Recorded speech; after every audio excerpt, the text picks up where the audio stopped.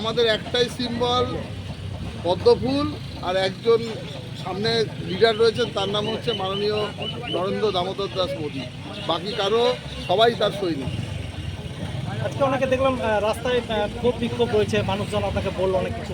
ওটা ক্ষোভ বিক্ষোভ হচ্ছে মেনলি বাড়ি পায়নি, জল, বার্ধক্য ভাতা, এগুলো জানেই না কিভাবে হয়। বেচারারা অনেক কষ্ট করে, মানে কেন্দ্রীয় সরকার এত টাকা মানে তার জন্য অ্যালট করা আছে, তারপরে অপদার্থ চোর রাজ্য সরকার মানে মানুষকে সেটাও দিতে পারেনি, মানে টাকা হাতে দিয়ে দেওয়ার পরেও তার কাজ করতে পারেনি। এর থেকে লজ্জাজনক কিছু হতে পারে না। আর মানুষগুলোর কষ্ট দেখলে আমার মনে হয় 1% যদি কারো তার বিবেক থাকে, পদত্যাগ করে চলে যাওয়া উচিত সম্মানের সাথে। মানে ওনারা যে ক্ষোভ দেখাচ্ছে সেটা কি যথাযথ?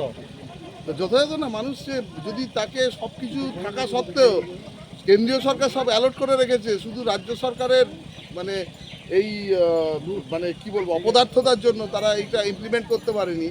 এবং এটা তো দল মত নির্বিশেষে সকল বেনিফিশিয়ারিদের জন্য দেওয়া উচিত, যারা যা ক্রাইটেরিয়া মেনে সেগুলো দেওয়া উচিত, না করে শুধু যে তৃণমূল দল করে আর কাকে টাইট দেওয়ার জন্য শুধু এই ব্যবস্থা চালু করা হয়েছে। এর থেকে আর খারাপ কী হতো? আচ্ছা, প্রচারে কীরকম সাড়া পাচ্ছেন? প্রচারে দেখুন, আমরা সাধারণ মানুষের কাছে যাচ্ছি, আমাদের কাছে কোনো স্টারডামও নেই, আমাদের কিছু নেই। আমরা মানুষের কাছে যেখানে যেখানে মনে হচ্ছে সেই এরিয়া করছি।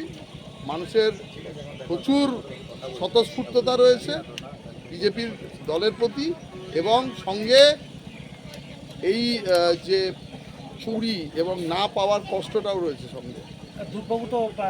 দুধকুমার বাবু তো ফেসবুকে অনেক কিছু লিখেছিলেন, এখন কি ভাবছেন প্রচারের? আপনি দেখতে পাচ্ছেন তো, আছেন তো উনি। আমাদের কেউ কোথাও ছেড়ে যাননি। আমাদের যারা ভারতীয় জনতা পার্টি, তারা অন্য ধাতে পৌঁছে মানে তৈরি।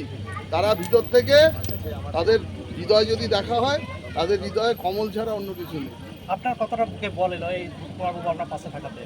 দেখুন, আমরা প্রথম থেকেই আমি শুরু করেছি অনেকটা পরে, এটা একটা বড় ফ্যাক্টর। আর 2 নম্বর কথা, যেহেতু মানে আমি রাজনীতিতে নতুন, আমাকে সকলকে সঙ্গে তাদের ওনারা আগে কেউ প্রার্থী ছিলেন, কেউ জেলা সভাপতি ছিলেন, উনি দুটোই ছিলেন, ফলে ওনাদের অভিজ্ঞতা অত্যন্ত গুরুত্বপূর্ণ।